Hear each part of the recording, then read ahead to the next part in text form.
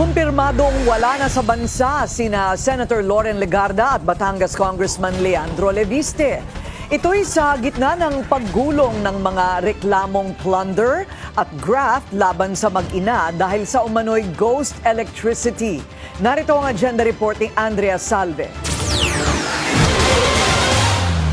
Nadagdagan pa ng halos 2 buwan ang Travel Authority ni Batangas 1st District Representative Leandro Leviste. Ito ang nabunyag kasunod ng kumpirmasyon mula sa mga otoridad tungkol sa umano'y pag-alis ng batang kongresista sa bansa.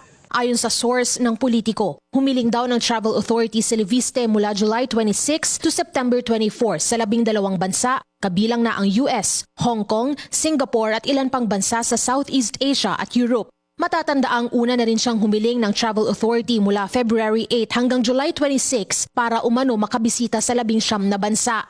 Kasabay nito ay kinumpirma rin ng NBI na hindi lang si Leviste ang umalis ng Pilipinas, kundi pati na rin ang ina nitong si Senator Loren Legarda. Ang mga biyaheng ito ay sa gitna ng kaliwat ng legal battles ng mag-inang mambabatas. Nasa preliminary investigation na ng Ombudsman ang umano'y anomalya sa 10 billion pesos worth of solar infrastructure at exclusive government energy contracts na iginawad sa solar companies ni Leviste. Dawit din si Leviste sa umano'y planong siraan si Executive Secretary Ralph Recto. Sinumpi na pa siya ng NBI nitong Huwebes para sa ikinakasang case build-up pero hindi siya sumipot sa tanggapan.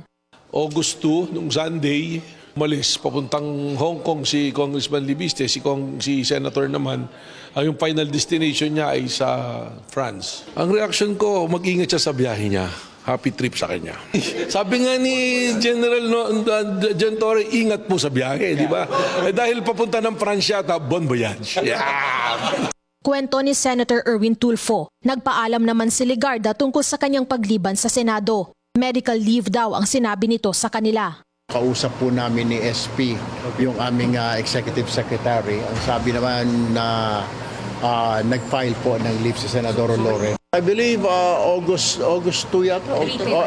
August 3 to 5. Kaya nga po, nung hearing po nung kuan, wala po siya. Absent po siya.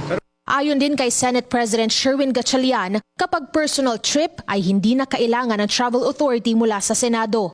Sa isang mensahe naman sa Billionaire News Channel, sinabi ng Bureau of Immigration na walang dahilan para pigilan ang pag-alis ng mag-inang mambabatas dahil wala raw itong derogatory records.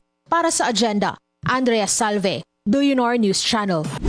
Manatiling nakatutok sa Billionaire News Channel. Sumubaybay sa aming social media accounts at mag-subscribe sa aming YouTube channel para sa mga bago at eksklusibong balita.